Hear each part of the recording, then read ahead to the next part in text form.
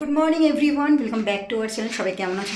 সবাই ভালো আছো? আমি খুব ভালো আছি। সকালবেলা এখন স্নান হয়নি, জাস্ট ওয়ার্কআউট শেষ করেছি, করে সকালবেলা টিফিন করেছি, খেয়েছি।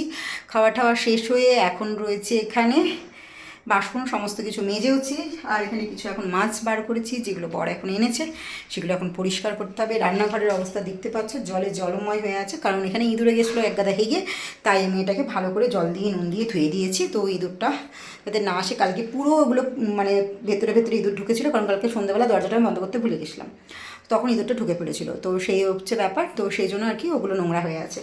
তো আজকে এই যে মেয়ে অনেক দিন ধরে বায়না করছিল কাঁকড়া, তো দেখতে পাচ্ছিল না বাজারে, তো আজকে দেখতে পেয়েছে, এই যে নিয়ে এসেছে কাঁকড়া। এগুলোকে আমি উল্টো করে দিলাম, না হলে এগুলো চলে চলে কোথায় যে চলে যাবে তার ঠিক ঠিকানা নেই। তো আমার না ভয় লাগছে যে কী করে একে ছাড়াবো, আমি বুঝতে পারছি না। বর থাকলে বর ভেঙে দেয়, এই পালাচ্ছে। এখানে এনেছে মাংস, যেটা আজকে আমার হবে, বরের আছে নেমন্তন্ন, তো আজকে খাবে না। আর এখানে রয়েছে এই যে মাছ, আজকে এগুলো সব সারা সপ্তাহের মাছ। দেখো কেমন হেঁটে হেঁটে পালাচ্ছে বেটা, এই যে হেঁটে পালাচ্ছে কেমন। আর এখানে রয়েছে মাছ, তো দু রকমের মাছ, মাংস, আর আজকে এনেছে কাঁকড়া। তো এই যে কাঁকড়াগুলো দেখতে পাচ্ছ, আগে কিন্তু আমি ভয় পেতাম না। আমার পিসির বাড়ি হচ্ছে আমার শ্বশুর বাড়ির অপোজিটের বাড়ি, তো একদম পাশাপাশি। তো আমার পিসিদের ওখানে একটা পুকুর আছে, মানে আমার শ্বশুরবাড়ির ওখানে একটা পুকুর আছে, যেখানে না অনেক কাঁকড়া হতো। তো বাড়িরই একটা পুকুর, তো সেখান থেকে না আমি কাঁকড়া আগে হাতে করে ধরতাম, কিন্তু ভয় লাগতো না। অনেক কামড়ও খেয়েছি, তবে কোনোদিনও ভয় পাইনি। তবে এই কাঁকড়াগুলো দেখে কিন্তু আমার ভীষণ ভয় লাগছে, কারণ অনেক বছর হয়ে গেছে। সেই ছোটোবেলায় তখন আমি 8-9 বছরের হয়তো ছিলাম, চান করতে গিয়ে ওই সব কীর্তি করতাম, উঠোনে খেলতে গিয়ে। পিসিবাড়ি কোনো সময় গেলে খুব একটা যাওয়া হতো না, বছরে একবার হয়তো যেতাম এরকম, তবুও গিয়ে ওই সব বদমাইশিগুলো করে থাকতাম পিসিবাড়ি গিয়ে। তো এখন আর সেগুলো হয় না। তো এই যে দেখতে পাচ্ছ কী অবস্থায় রয়েছে কাঁকড়াগুলো, এই যে উল্টো করলেই পালাবে, দেখবে হেঁটে হেঁটে পালাবে। এই যে দড়ি দিয়ে বেঁধে রেখেছে, বর থাকলে সুন্দর করে ভেঙে দেয়, কী করব বুঝতে পারছি না। তো এগুলো এখন রান্না হবে, এগুলো সব ফ্রিজে ঢুকবে, সমস্ত কৌটো যেখানে রেখেছি জড়ো করে। তো গ্যাসটার সমস্ত কিছু মোছা হয়ে গেছে, আর এখানে রয়েছে এই কটা বাসন, এগুলো মাজবো। আর এখানে সমস্ত এই ব্যাগ ট্যাগগুলো ধুতে হবে, আর রান্নাঘরটা পুরো ভালো করে ক্লিন করতে হবে। ইঁদুরে দেখতে পাচ্ছ এখানে পুরো, এই যে পুরো হেগে গেছে, এই যে গুঁড়ো গুঁড়ো করে গেছে, এটাকে দিয়ে গার্ড দিই, তো এগুলোকেও খেয়ে গেছে। আর একজন এই যে চান করে এসে উঁকি মারছে, মানে মা কোথায় গেছে, তারপরে একটা শয়তানি করবে টুকুস করে।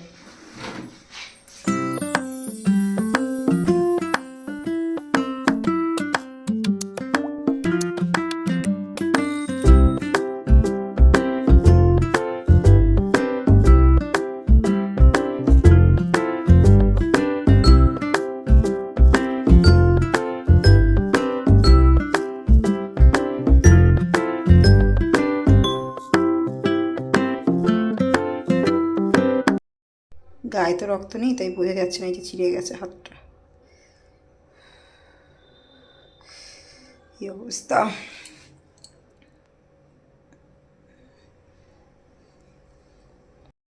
তো আজ হয়েছে বরের, আজকে নেমন্তন্ন রয়েছে এক জায়গায়, তো সেই জন্য মেয়ের আর আমার রান্না হবে। বেশি আজকে রান্না করব না, কারণ মেয়ে আর আমি খাবো।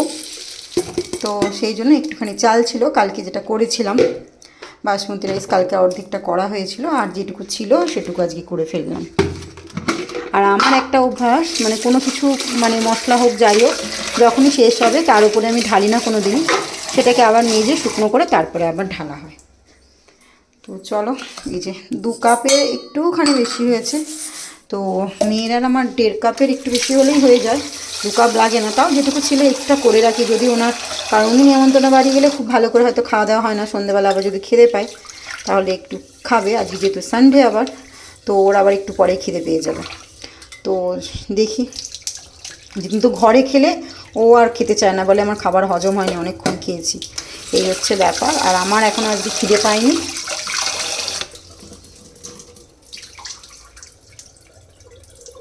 তো চালটা ধুয়ে নিলাম, আর এখানে মাংস অনেকক্ষণ আগে ধুয়ে রাখা রয়েছে, তো এটাকে এবার মানাবো। আজকে একটু সিম্পল তরিকায় করবো মাংসটা, ভাবছি একদম সিম্পলভাবে করবো, তো সেই জন্য এখনও মশলা ফসলা রেডি করিনি। তো একটু অন্যভাবে করবো, যেহেতু বর আজকে খাবে না, আর ঝাল মশলা একদমই দেবো না, একটু কম কম করে দেবো, দিয়ে একটু করবো। এর উৎপাতে এই যে পুরো ব্যালকনিটাতে আমি দিয়ে দিয়েছি ব্লিচিং পাউডার। তো আজকে আমি এখন এখানেই রেখে দেবো, এটা আমি তুলবো না, এটা এরকমভাবেই থাকবে। আর এদিকে চারদিকে গাছের গোড়ায় দিয়ে দিয়েছি, কারণ কেন্নও হচ্ছিল। আর গাছে ফাঙ্গিসাইডটা কালকে দেবো, আজকে একসঙ্গে দুটো দেবো না। আর এই যে চারিদিকে দেখতে পাচ্ছ এখানে দিয়েছি। আর এখানে ডিমের খোড়াগুলো জড়ো করে রাখি, প্রতিদিন 2 দিন 3 দিন ছাড়া ছাড়া আমি ওগুলোকে গুঁড়ো করে গাছের গোড়ায় দিয়ে থাকি মাটির সাথে মিশিয়ে। তো এই যে এখানে পুরো ভর্তি রয়েছে। আর আজকে আর দিকটা ইউজ হবে না কিছুই, এখানে এরকমই থাকবে, কারণ ইঁদুরগুলোকে তাড়াতে হবে। ভীষণ জ্বালাচ্ছে ইঁদুরগুলো। এই যে ওপরটা দেখতে পাচ্ছ পুরো খেয়ে গেছে, যেহেতু একদম পুরনো, তো সেহেতু তো এইখানটা পুরো খেয়ে নিয়েছে ইঁদুরে কাঠগুলো, ভেতরে যে পুট্টিগুলো দেওয়া থাকে সেগুলো সমস্ত খেয়ে নিয়েছে। আর এই দরজাটা বন্ধ করলে এইখানটা একটুখানি ফাঁক থাকে, এই জায়গাটা একটুখানি ফাঁক থাকে, তো সেই জন্য ওখান থেকে খেয়ে নেয়।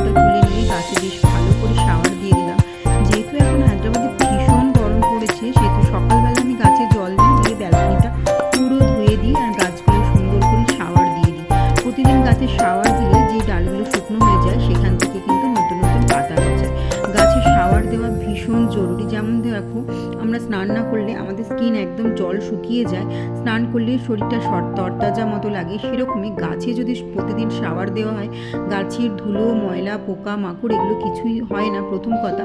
দ্বিতীয় কথা, যে ডালগুলো শুকনো শুকনো হয়ে যায় সেই ডালগুলো ভেজার ফলে তার পাশ থেকে নতুন গজিগুলো বেরোয়। এই কারণেই বৃষ্টির সময় যখন বর্ষাকাল আসে তখন কিন্তু বৃষ্টিতে গাছ পুরো ভিজে সুন্দর তরতাজা হয়ে যায় গাছগুলো। এই কারণে প্রতিদিন যদি আমরা শাওয়ার দিতে পারি তাহলে গাছে কিন্তু ভীষণ উপকার হয় গাছেদের জন্য। কারণ গাছেদের সুন্দরভাবে জল দিলে, ওরা সুন্দরভাবে স্নান করে নিলেই গাছের পাতাগুলো সুন্দর থাকে আর দেখতেও সুন্দর লাগে, আর গাছের কিন্তু গ্রোটা খুব সুন্দর হয়। সকালবেলা যদি উঠে মনে করো যে গাছে শাওয়ার দিয়ে দেবে, আর গরমকালে বিশেষ করে 2 বার করে শাওয়ার না দিলেই নয়, কারণ ভীষণ গরম আমাদের এখানে হায়দ্রাবাদে পড়ে। সেরকম গরম বলতে যে কলকাতার তুলনায় গরমটা কম, তবুও মানে একটা লু বয় তো একটা আলাদা রকম গরম, তো সেই জন্য আর কি গাছগুলো একটু যদি শাওয়ার দিয়ে দেওয়া হয় তাহলে গাছগুলো কিন্তু ভীষণ ভালো থাকে গরমকালে। অনেকেরই দেখবে গাছ কখনো কখনো শুকিয়ে যায়, তো সেটা হবে না। আর এইগুলো দেখতে পাচ্ছ আমি বার করে রেখেছি, মিক্সার জারগুলো সমস্তটাই ভালো আছে, কোনোটাই খারাপ হয়নি। ওই বলে না মাথার মধ্যে কুবুদ্ধি উঠলে আর যা কিছু হয়, আমার সেই অবস্থা আর কি। তো এইগুলো ঢাকনাগুলো খারাপ হয়ে গেছে, রাব্বার খারাপ হয়ে গেছে, আর এখানে একটা সারাতে গেলে যেই টাকাটা লাগবে সেই টাকায় নতুন আমার মিক্সার জার চলে আসবে। আর এগুলো ছিল অনেক বছর আগের, আর গ্যাস ওভেনটাকেও আমি চেঞ্জ করবো। এর আগে আমি একটা ওভেন চেঞ্জ করেছিলাম, তারপরে এটা গ্যাসের সাথে দেওয়া হয়েছিল, তারপরে এটাও গেছে এখন খারাপ হয়ে, এটা না জ্বলতে জ্বলতে নিভে যায়। তো সেই জন্য ওটাকে এখন যারা ওই টিন ভাঙা লোহা ভাঙা যেগুলো আসে মানে আর কি আমাদের এখানে কাবাড়িওয়ালা বলে, তো ওরা যখন আসবে তো ওদেরকে দিয়ে দেবো, নয়তো বা বাড়ির কিছুটা সামনেই একটা আছে ওটাকে প্যাকেটে ভরে দিয়ে চলে আসতে হবে কাউকে না কাউকে দিয়ে। কারণ এটাকে রেখে কি করব বলো, ঘরের মধ্যে জোড়া করে, ওটা যদি ভালো থাকতো কাউকে দিয়ে দিতাম, কিন্তু ভালো তো নেই, যেহেতু খারাপ হয়ে গেছে তাহলে আর কাকে দেবো, তাহলে এটাকে ফেলে দেওয়া ছাড়া আর কোনো উপায় নেই। তার থেকে বরঞ্চ যদিও টিন ভাঙা লোহা ভাঙা যদি 100-150 টাকা যা আসবে তো দিয়ে দেবো। আর সবজিগুলো আজকে আমার ঢালা হয়নি, সকালবেলা বড় সবজি নিয়ে এসেছে, তাই সবজিগুলো এখন ঢেলে নিচ্ছি, কারণ না হলে সবজিগুলো সব পচে যাবে। সবজির মধ্যে নিয়ে এসেছিলো যে গাজর, কাঁচা লঙ্কা, ঝিঙে, পেঁপে, আলু, লাউ, আমার বরের খুব পছন্দের পেঁপে আর লাউ, আমার দেখলেই গা জ্বালা করে যেটা, ফুলকপি, ডাঁটা আমার পছন্দের, আমার মেয়ের পছন্দের, আমাদের বাড়ির সবারই পছন্দের মোটামুটি। তো এই সমস্ত সবজিগুলো নিয়ে এসেছিলো, এগুলো এখনও ঢালা হয়নি। আর এখানে আদাগুলো, টমেটোগুলো, কাঁচা লঙ্কার প্যাকেট, ওটা আগের ছিল আনা, তো সেগুলো। আর এই সপ্তাহে না বেশি সবজি আনা হয়নি, কারণ মাছ অনেক পড়ে রয়েছে, আর তার উপরে আবার আজকে মাছ এসেছে, কারণ সেই মাছগুলো আমি শেষ করতে পারিনি, যেহেতু আমার ডায়েট চলছে সেহেতু আমি খুব একটা বেশি মাছ খাচ্ছি না, সেহেতু আর কি বেঁচে যাচ্ছে। তো সেই জন্য আর কি মাছটা খাওয়া হচ্ছে না, দুবেলা যেহেতু আমাদের মাছ খাওয়া হয় না, রুটি খাওয়া হয়। তো সন্ধেবেলা এবার গোছানোর পরে আমি যাব একটু রেস্ট করতে। কুরকুরে আছে না, কুরকুরে প্লাস্টিক না, কুরকুরেটা কেন জ্বলে জানো, কুরকুরে চিপস ওইটা জ্বলবে না, ওটা কনস্টার আর অয়েল থাকে। দুটো শয়তান যখন যোগ হয় তখন এত জ্ঞানের ভাণ্ডার ছড়ে চারদিক থেকে, ওদের জ্ঞানের না শেষ নেই সত্যি কথা বলতে। আর তার মাঝখানে আমি পড়ে গেছি একটা অজ্ঞানী, যে জ্ঞানগুলো গিলতে হয় আমাকে, ইচ্ছা অনিচ্ছা থাকা সত্ত্বেও আমাকে এগুলো শুনতেই হয়, যখন ইচ্ছা থাকেও তখনও শুনতে হয়, আর যখন ইচ্ছা না থাকে তখনও শুনতে হয়। এই হয়েছে আমার দশা এখন, এই দুটো জ্ঞানীর মাঝখানে আমি অজ্ঞানী।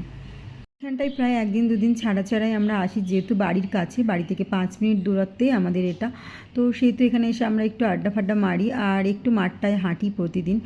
যখনই আসি তখনই একটু হেঁটে নিই, যদিও আমার ওয়ার্কআউট সকালে হয়, সন্ধেবেলা একবার হয়, দুবার ওয়ার্কআউট করার পরেও আমি যখন বেরোই বরের সাথে একটু হেঁটে নিই। সন্ধেবেলা আমি 6:30-7টার সময় একটু সন্ধে দিয়ে তারপরে একটু ওয়ার্কআউট সেরে নিই, কারণ একটু যদি নিজে থেকে করা যায় আমার মনে হয় খুব ভালো হয়। সকালে তো করা হয়, সন্ধেবেলাও আমার মনে হয় একটু প্রয়োজন। আর এদিকে মেয়ে হাসছিল, কারণ এখানে ওকে একটা কথা বলা হয়েছিল, তো সেটা নিয়ে ও হাসাহাসি করছিল আর আমি ভিডিও করছিলাম। ওদিকে আমার শ্বশুরমশাই কল করেছিল, তাই বর কথা বলছিল ওদিকে সাইডে গিয়ে, আর আমরা এখানে বসেছিলাম। আমি সত্যি কথা বলতে ভীষণ করে কোথাও গিয়ে ফটাস করে বসে পড়ে, যদি হাঁটার থেকে হাঁটি, নয়তো চুপচাপ বসে যাই। তো গাড়িটা ডাবল স্ট্যান্ড মেরে আর আমি বসে পড়েছিলাম ওপরে, আর মেয়ে বসেছিল নিচেটাতে, যেহেতু ওই ঘোষটার মধ্যে আমি ঢুকতে পারবো না, ও ঢুকে যাবে সেই জন্য, কারণ আমি তো খুব রোগাসোগা মানুষ, সেই জন্য আর কি ঢুকতে পারবো না, এই হচ্ছে ব্যাপার। তো ভিডিও কল করেছিল বর, শ্বশুরমশাই আর শাশুড়িকে দেখাচ্ছিল, আর তার মধ্যে আমি এখানে বসে বসে ভিডিও করছিলাম।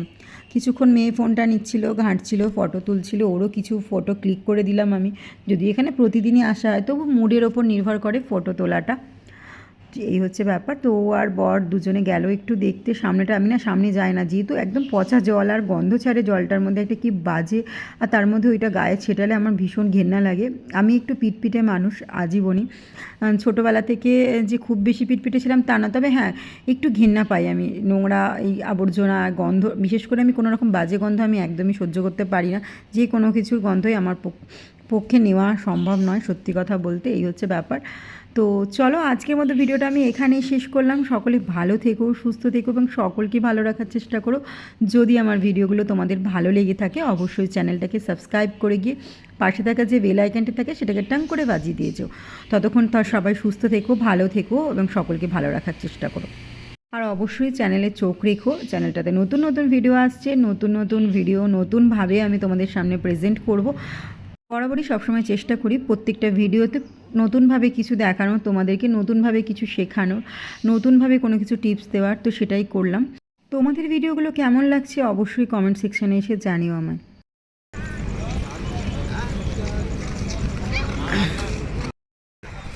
পার্পেল আমি পরে আছি আর পার্পেল ফুল আমার গায়ে পড়েছে, ভাগ্যটা ভাব। তবে আজকের মতো ভিডিওটা আমি এখানেই শেষ করলাম, দেখা হচ্ছে আবার একটা নতুন ভিডিওর সঙ্গে আর একদিন। তো চলো আজকের মতো টাটা, সকলে ভালো থেকো, সুস্থ থেকো, ভিডিওটা ভালো লাগলে একটা লাইক করে দিয়ে যেও, টাটা।